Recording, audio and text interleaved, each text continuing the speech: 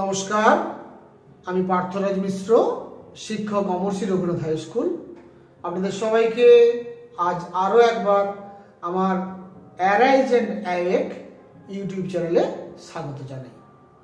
আমার স্নেহের ছাত্রছাত্রীরা, আজকে আমি মূলত দশম শ্রেণীর আঞ্চলিক ভূগোল অংশের ভারতের শিল্প চ্যাপ্টারের তৈল রসায়ন শিল্প, ইংরেজিতে বলা হয় পেট্রোকেমিক্যালস ইন্ডাস্ট্রি, এই তৈল রসায়ন শিল্প নিয়ে আলোচনা করব। তোমরা জানো এই তৈল রসায়ন শিল্পটা কিন্তু ক্লাস 10-এর শিল্প চ্যাপ্টারের মধ্যে একটা অত্যন্ত গুরুত্বপূর্ণ অংশ। ফলে এই জায়গাটাতে কিন্তু ছাত্রদের বুঝতে একটু অসুবিধে হয়। সেটা মাথায় রেখে আমি এমনভাবে তোমাদের জন্য ক্লাসটা সাজিয়েছি যাতে করে আজকের ক্লাসটা করার পর তোমাদের মধ্যে আর কোনো সমস্যা থাকবে না এই বিষয়টা বোঝার ক্ষেত্রে। তাহলে আমার মূল আলোচনায় যাওয়ার আগে আমি সকলকে বিনম্রভাবে অনুরোধ করব, আমার চ্যানেলটি এখনো যারা সাবস্ক্রাইব করেননি দয়া করে সাবস্ক্রাইব করে নেবেন এবং বেল আইকনটি ক্লিক করে অল নোটিফিকেশনটি অন করে নেবেন। এই সঙ্গে আরেকটি গুরুত্বপূর্ণ কথা, আমার এই ক্লাসটি বা ভিডিওটি দেখতে দেখতে যদি আপনাদের এই বোর্ড ওয়ার্কটা আপনাদের কাছে অস্পষ্ট মনে হয়, তাহলে আপনারা কিন্তু প্রত্যেকটি ভিডিওর ডেসক্রিপশন বক্সে এবং পাবলিক কমেন্ট বক্সে আমি একটা গুগল ড্রাইভের লিংক দিয়ে রাখি। এই গুগল ড্রাইভের লিংকটা ক্লিক করলে বা টাচ করলে আপনারা কিন্তু সবাই এই বোর্ডটা স্পষ্টভাবে দেখতে পাবেন। আমার স্নেহের ছাত্রছাত্রীরা, তোমরা কিন্তু অবশ্যই এই গুগল ড্রাইভের লিংকটাকে ক্লিক করে বোর্ডে আমি যা যা তোমাদের জন্য লিখেছি এই বোর্ড ওয়ার্কটা কিন্তু তোমরা ভূগোল খাতায় অবশ্যই লিখে নেবে। তাহলে আমার দৃঢ় বিশ্বাস তোমাদের আর কোনো অসুবিধে থাকবে না।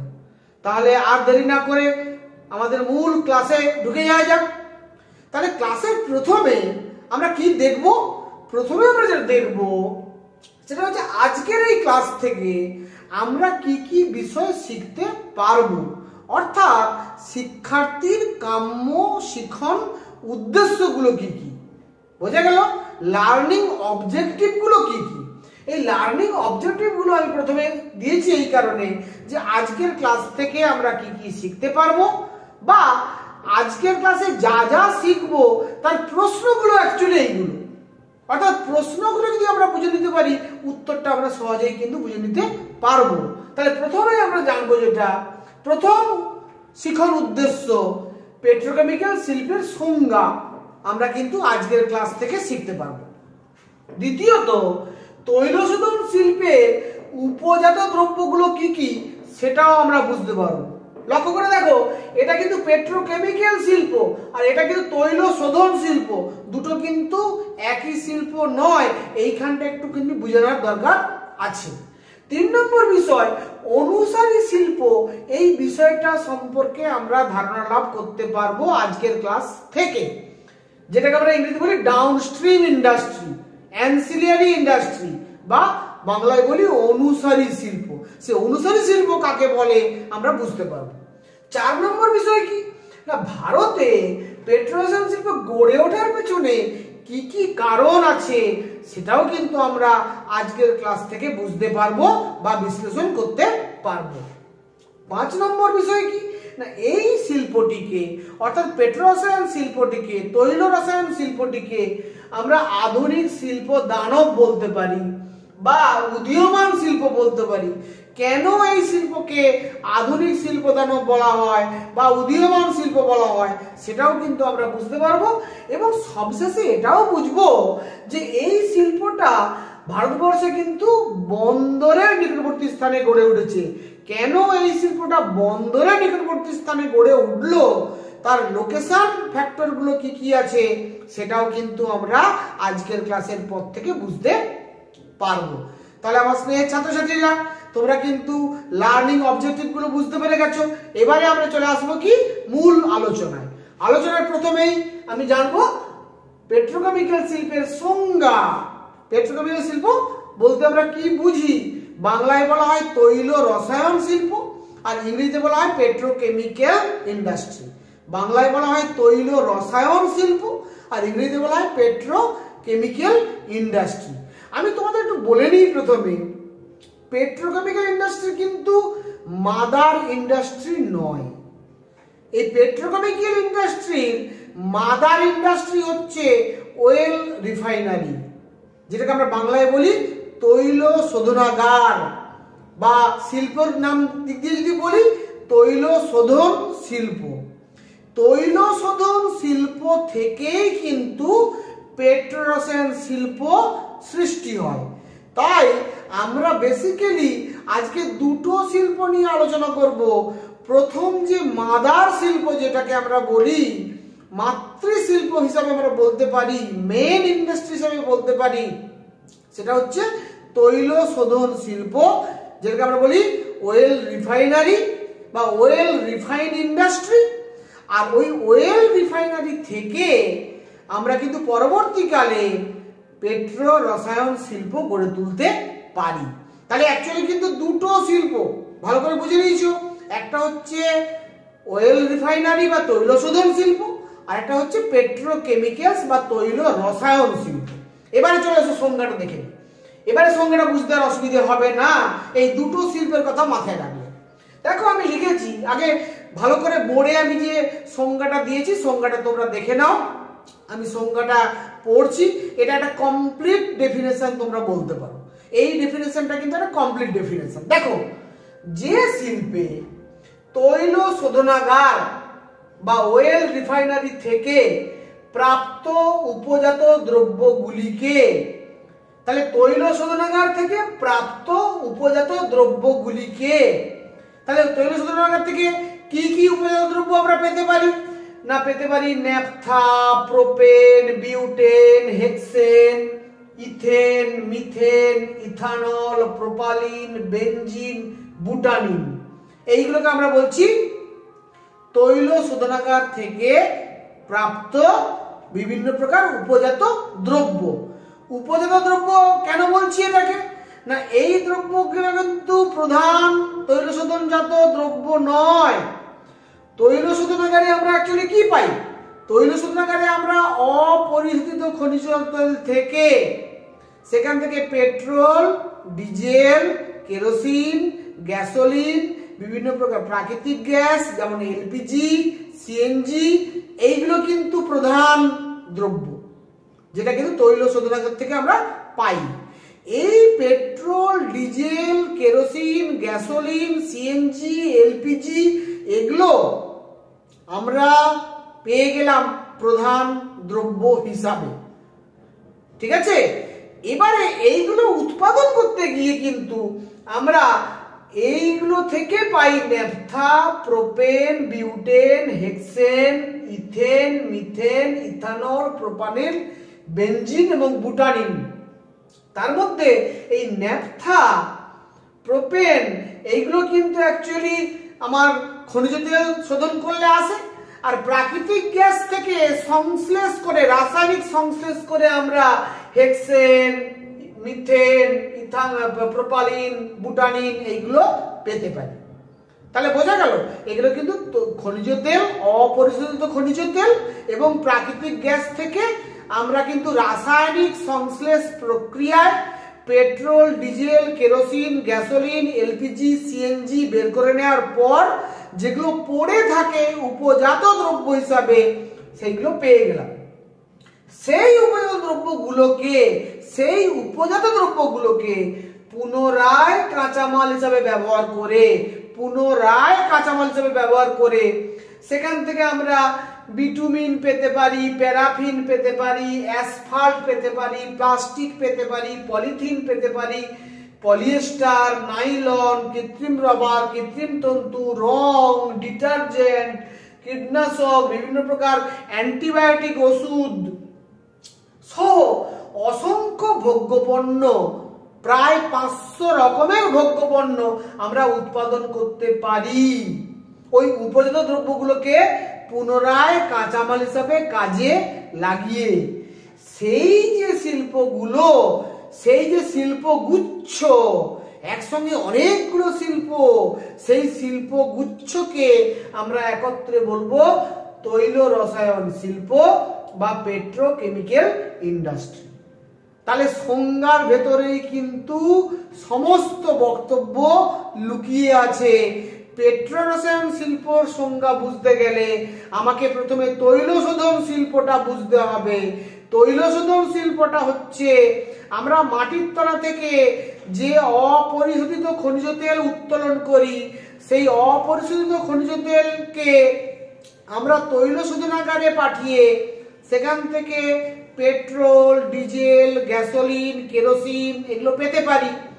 এমনকি প্রাকৃতিক গ্যাস যেগুলো, সেখান থেকে আমরা এলপিজি, সিএনজি বের করে নিয়ে সেখান থেকেও আমরা বেশ কিছু উপজাত দ্রব্য পেতে পারি।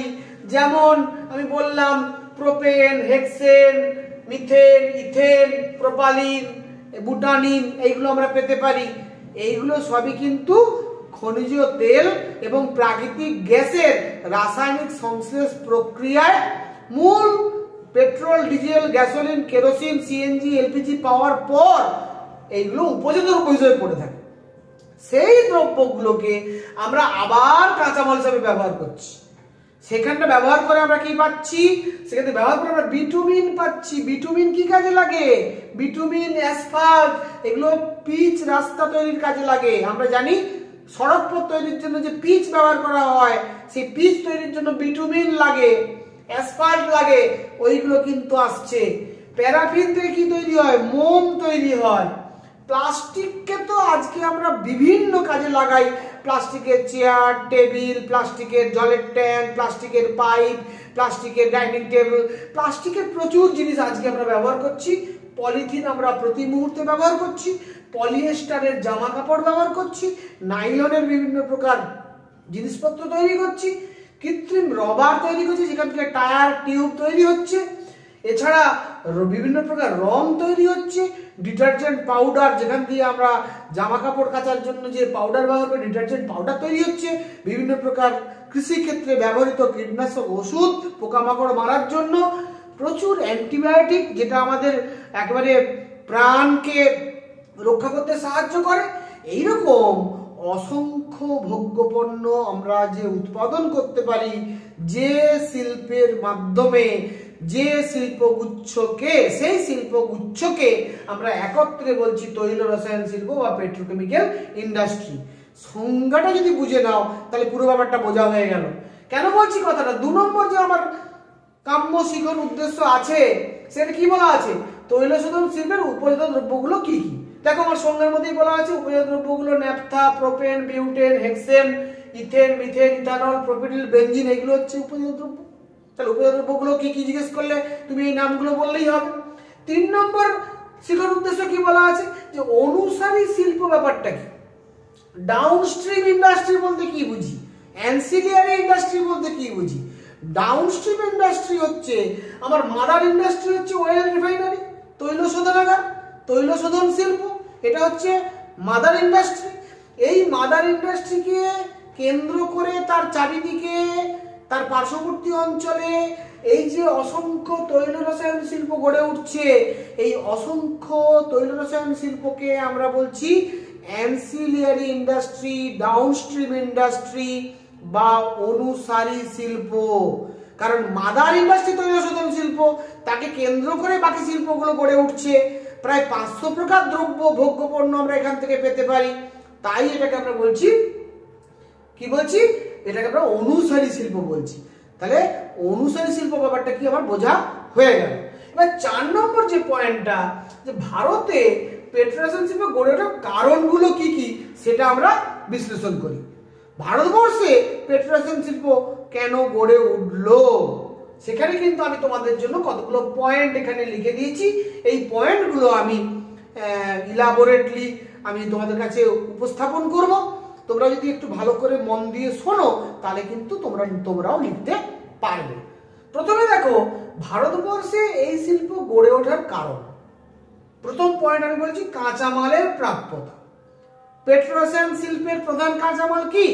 পেট্রোরসায়ন শিল্পের প্রধান কাঁচামাল হচ্ছে অপরিশোধিত খনিজ তেল এবং প্রাকৃতিক গ্যাস। এই যে প্রাকৃতিক গ্যাস এবং খনিজ তেল, এটাই হচ্ছে পেট্রোরসায়ন শিল্পের প্রধান কি কাঁচামাল। এই কাঁচামালটা ভারতবর্ষের কোথায় কোথায় পাওয়া যায় আমরা একটু মানচিত্র দেখে নিই। ভারতবর্ষের 4টি স্থানে তৈল খনি আছে। কোথায় কোথায় আছে? উত্তর পূর্ব ভারতের অন্তর্গত আসাম রাজ্যের ব্রহ্মপুত্র উপত্যকায় ডিগবয়, ডিব্রুগড়, নাহারকাটিয়া, রুদ্রসাগর, শিবসাগর, হুগরিজান, আমগুড়ি, এইভাবে অনেকগুলো তৈল খনি কিন্তু ব্রহ্মপুত্র উপত্যকায় অবস্থান করছে। এইটাকে আমরা বলছি উত্তর পূর্বাঞ্চলের তৈল খনি সমূহ।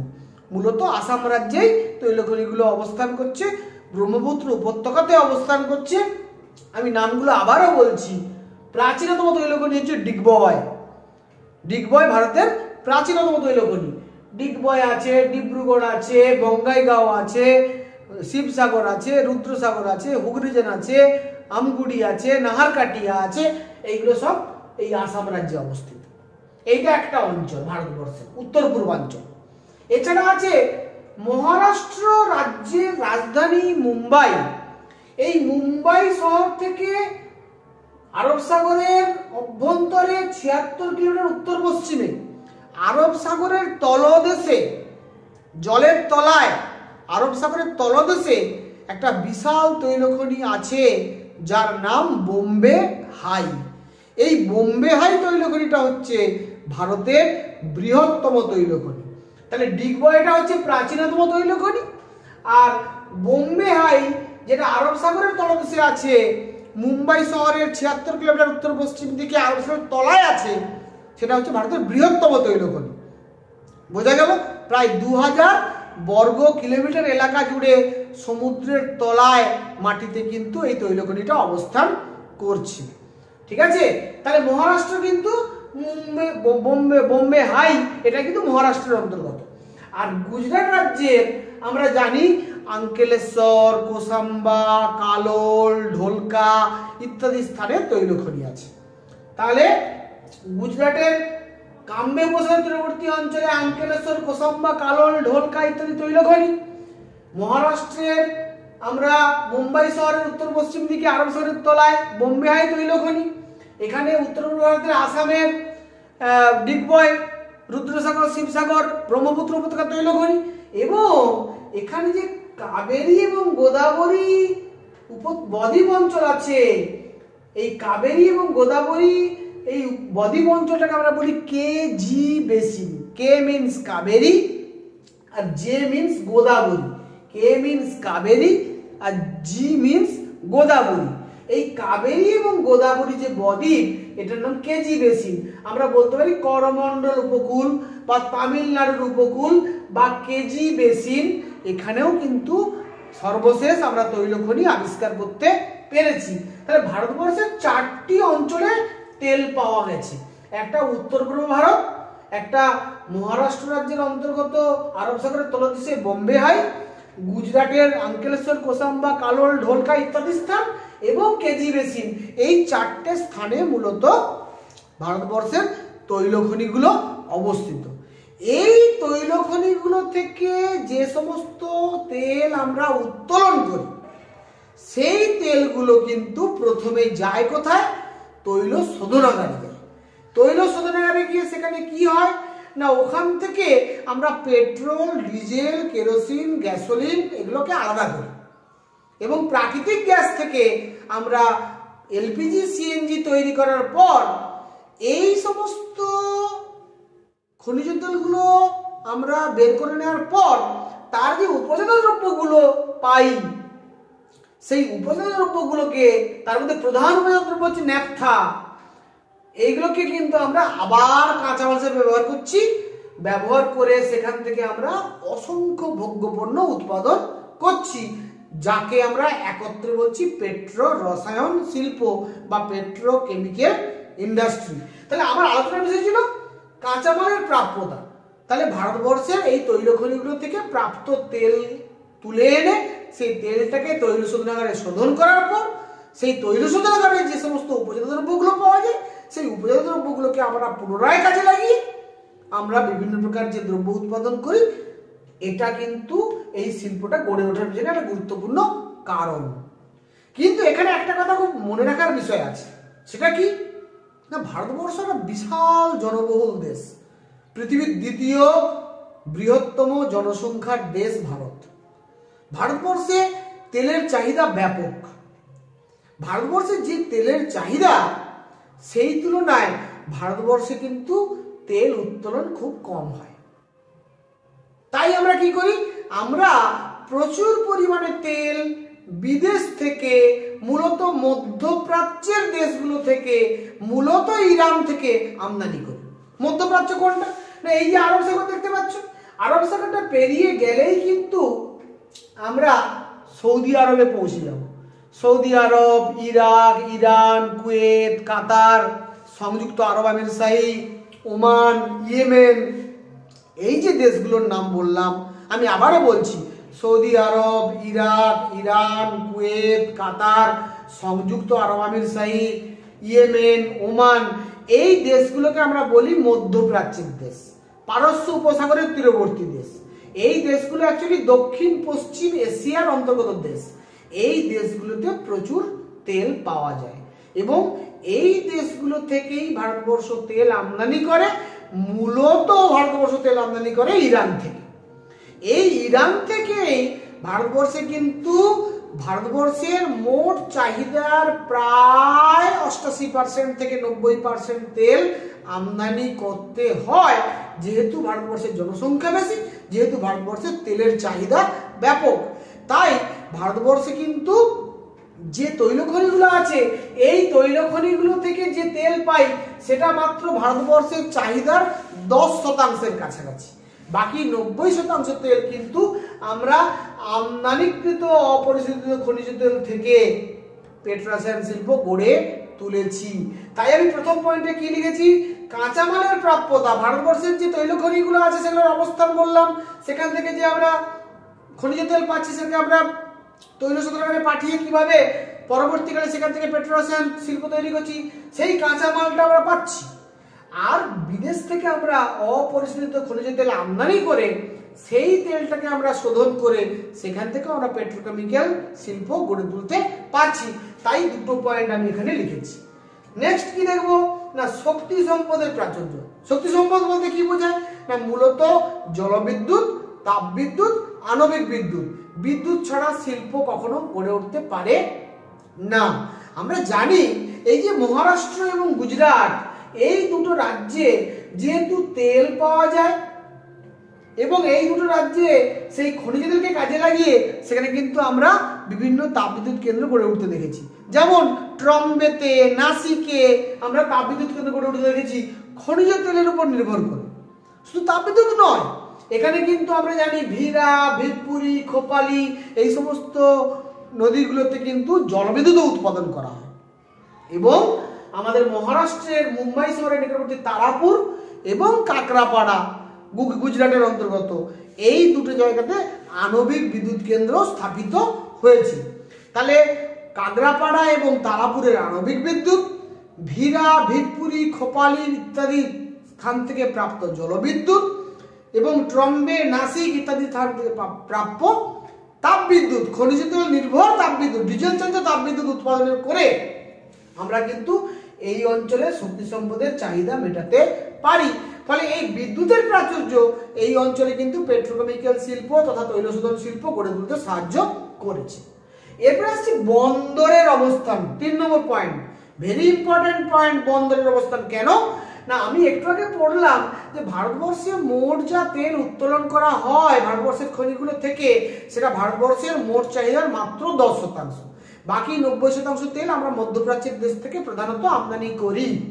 এই আমদানি যে করা হয়, এই তেলটা কিন্তু জাহাজে করে আমরা আনি এবং জাহাজে করে এনে এখানে কিন্তু আমাদের যে বন্দরগুলো আছে, গুজরাটের খান্দালা বন্দর, ওখা বন্দর, মহারাষ্ট্রের মুম্বাই বন্দর, নবসাগা বন্দর, ম্যাঙ্গালোর বন্দর, এই বন্দরগুলোর মাধ্যমে এখানে তামিলনাড়ুর তিতুকুরিন বন্দর, চেন্নাই বন্দর, বিশাখাপত্তনম বন্দর, পারাদীপ বন্দর, হলদিয়া বন্দর, এই বন্দরগুলোর মাধ্যমে জাহাজে করে আমরা তেলটাকে আমদানি করে থাকি।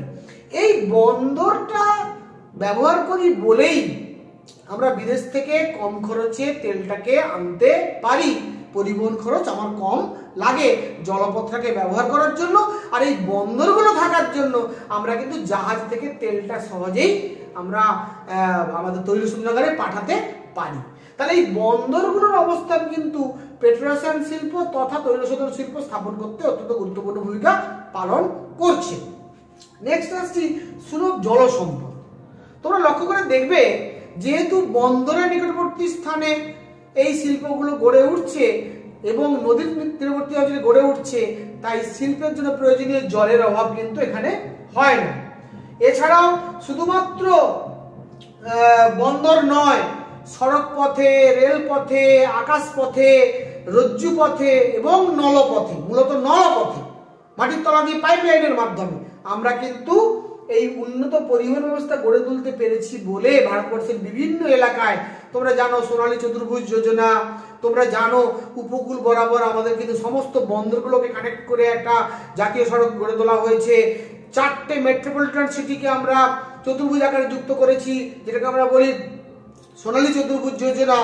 এইভাবে গোটা ভারতবর্ষে যে ন্যাশনাল হাইওয়ে বা জাতীয় সড়ক তৈরি করা হয়েছে, সেই জাতীয় সড়ক, সেই বন্দর, এই সমস্তগুলোকে রেলপথ, সড়কপথ, বিমানবন্দর, নলপথ ইত্যাদির মাধ্যমে কিন্তু আমরা উন্নত পরিবহন ব্যবস্থার মাধ্যমে আজকে তৈলশোধন শিল্প এবং পেট্রোরসায়ন শিল্পকে একটা অত্যন্ত উন্নত পর্যায়ে নিয়ে যেতে সমর্থ হয়েছি।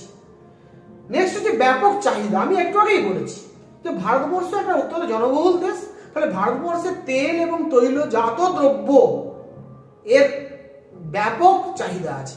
সেই চাহিদার কথা মাথায় রেখে তার যোগান দেওয়ার জন্য কিন্তু আমরা ভারতবর্ষের বিভিন্ন প্রান্তে তৈল শোধনাগার এবং তৈল শোধনাগারকে কেন্দ্র করে পেট্রো রসায়ন শিল্প গুচ্ছ তৈরি করতে পেরেছি। সুলভ এবং দক্ষ শ্রমিক ভারতবর্ষের অভাব নেই। ভারতবর্ষ জনবহুল দেশ, ভারতবর্ষে বহু শিক্ষিত আমাদের দক্ষ যুবকের আমরা দেখব, শিক্ষিত দক্ষ যুবকের যে যোগান ভারতবর্ষে আছে, ফলে আমরা কিন্তু এই শিল্প গড়ে তোলার জন্য প্রয়োজনীয় দক্ষ শ্রমিকের অভাব আমাদের এখানে হয় না। অনেক কম মূল্যে আমরা দক্ষ শ্রমিক এখানে পেয়ে যেতে পারি। এটাও কিন্তু শিল্প স্থাপনের একটা অত্যন্ত গুরুত্বপূর্ণ পরিবেশ আমরা বলতে পারি। এছাড়া মূলধনের যোগান, এই মূলধনের যোগান পয়েন্ট আমি বলছি সরকারি মূলধন এবং বেসরকারি মূলধন। সরকার ইন্ডিয়ান অয়েল লিমিটেড বলে একটা রাষ্ট্রায়ত্ত সংস্থার মাধ্যমে তার মূলধন বিনিয়োগ করে বেশ কিছু তৈল শোধনাগার স্থাপন করেছিল। সেই তৈল শোধনাগারগুলোকে পরবর্তীকালে বিভিন্ন প্রকার বেসরকারি উদ্যোগে বেসরকারীকরণ করার মাধ্যমে সেখানে কিন্তু আমরা দেখছি পেট্রোকেমিক্যাল শিল্প গড়ে উঠছে পরবর্তীকালে। তাই আমি বলছি সরকারি যেমন বিনিয়োগ আছে, বেসরকারি বিনিয়োগও আছে। বর্তমানে বেসরকারি বিনিয়োগটাই কিন্তু পেট্রোরসায়ন শিল্পের ক্ষেত্রে প্রধান আমরা বলতে পারি। এই যে মূলধনের যোগান, আমরা জানি রিলায়েন্স গোষ্ঠী, আমরা জানি বিড়লা গোষ্ঠী, আমরা জানি মফতলাল গোষ্ঠী। এই বিড়লা গোষ্ঠী, মফতলাল গোষ্ঠী, রিলায়েন্স গোষ্ঠী, এসআর গোষ্ঠী, এরা কিন্তু খুব বড় মাপের শিল্পপতি গোষ্ঠী এবং এরা কিন্তু এখানে মূলধন বিনিয়োগ করে এখানে পেট্রোকেমিক্যাল শিল্পকে ডেভেলপ করতে সাহায্য করেছেন। সেই সঙ্গে ভারত সরকারের উদ্যোগ তো নিশ্চিতভাবে আছে। এছাড়া রাজ্য সরকারগুলো, বিশেষত গুজরাট রাজ্য এবং মহারাষ্ট্র রাজ্যে যেহেতু প্রচুর পরিমাণে খনিজ তেল পাওয়া যায়, তাই ওই রাজ্যের রাজ্য সরকারগুলোর যে উদ্যোগ আধুনিক শিল্প বান্ধব পরিবেশ স্থাপন, পরিকাঠামো নির্মাণ, সড়কপথ, রেলপথ, বিমানপথ, রজ্জুপথ, নলপথের মাধ্যমে উন্নত পরিবহন ব্যবস্থা গড়ে তোলা, জলের যোগান দেওয়া, বিদ্যুতের যোগান দেওয়া, জমির যোগান দেওয়া, একটা সুন্দর পরিবেশ বান্ধব পরিবেশ তৈরি করা, একটা সুস্থিত সরকার দেওয়া, রাজনৈতিক পরিবেশটাকে একটা সুন্দর রাজনৈতিক পরিবেশ প্রদান করা, এই যে পুরো প্রক্রিয়াটা সরকারের নীতি এবং পদক্ষেপের মধ্যে পড়বে, এগুলো আছে বলে তবেই শিল্প স্থাপন করা সম্ভব হয়েছে।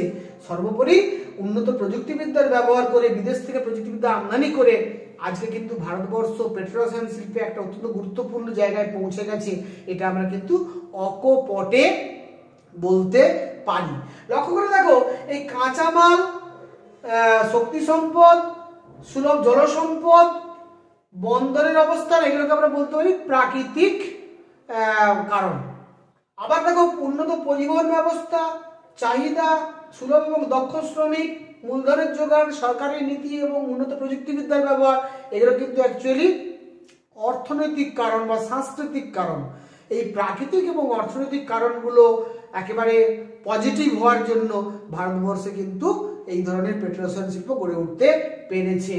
তাহলে যদি বড় প্রশ্ন পড়ে কেন গড়ে উঠলো, তোমরা কিন্তু এই পয়েন্টের উপর ভিত্তি করে লিখলেই ফুল মার্কস পাবে।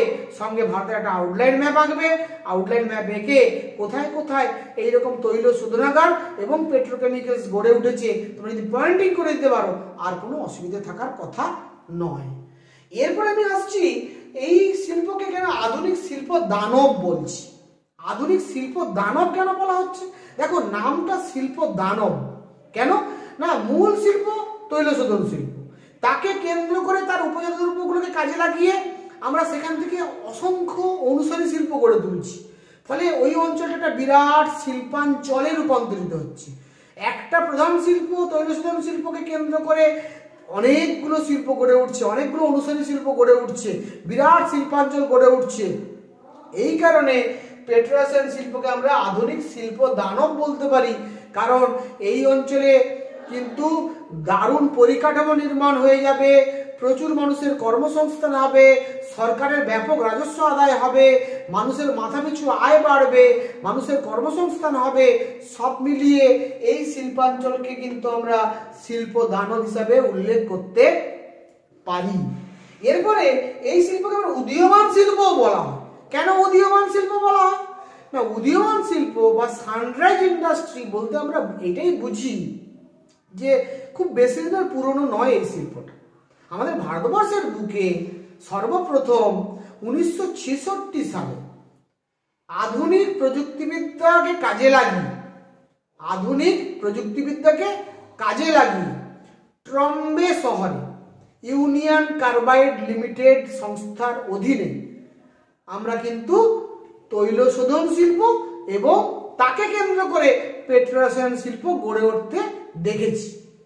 তাহলে এই শিল্পটা খুব বেশি প্রাচীন শিল্প নয়। এবং পরবর্তীকালে আমরা দেখব আমাদের মহারাষ্ট্রের ট্রম্বের পরে মহারাষ্ট্রের থানে, বেলাপুরে, সেখানেও কিন্তু এই ট্রম্বের যে তৈল শোধনাগার সেখান থেকেই আমরা কিন্তু এই পেট্রোকেমিক্যাল শিল্প গড়ে উঠতে দেখব। গুজরাটের জামনগরে, ভাদোদরা এবং কয়ালিতে আমরা তৈল শোধনাগার এবং পেট্রোকেমিক্যাল শিল্প গড়ে উঠতে দেখব।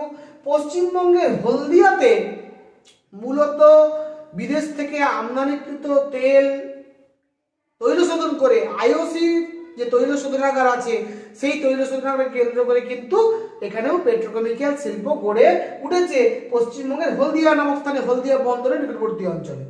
আসামের বাঙ্গাইগাঁও নামক স্থানে পেট্রোকেমিক্যাল শিল্প এবং তৈল শোধন শিল্প গড়ে উঠেছে। তামিলনাড়ুর চেন্নাই শহরে পেট্রোকেমিক্যালস এবং তৈল শোধনাগার গড়ে উঠেছে। এইগুলো প্রধানত ভারতবর্ষের ইম্পর্টেন্ট তৈল শোধনাগার। এছাড়াও আরো বেশ কিছু তৈল শোধনাগার আছে এবং আরো বেশ কিছু তৈল শোধন পেট্রোকেমিক্যাল শিল্প গড়ে উঠেছে। এইগুলো প্রধান, তাই এইগুলোর নাম আমি বললাম। এর মধ্যে জামনগর ভারতের বৃহত্তম তৈল শোধনাগার তথা পেট্রোকেমিক্যাল শিল্প বলে পরিচিত হয়েছে, যেটা রিলায়েন্স গোষ্ঠীর দ্বারা পরিচালিত। জামনগর এই মুহূর্তে পেট্রো রসায়ন শিল্পের দিক থেকে ভারতবর্ষের মধ্যে সব থেকে বড় আমরা বলতে পারি। এছাড়া আমি একটু আগে বললাম সবার প্রথম কিন্তু গড়ে উঠেছিল কোথায়? সবার প্রথম গড়ে উঠেছিল ট্রম্বেতে, ইউনিয়ন কার্বাইড ইন্ডিয়া লিমিটেড, ঠিক আছে। এরপরে থানেতে, এখানে 66 সালে গড়ে উঠেছিল, এটা 68 সালে গড়ে উঠেছিল।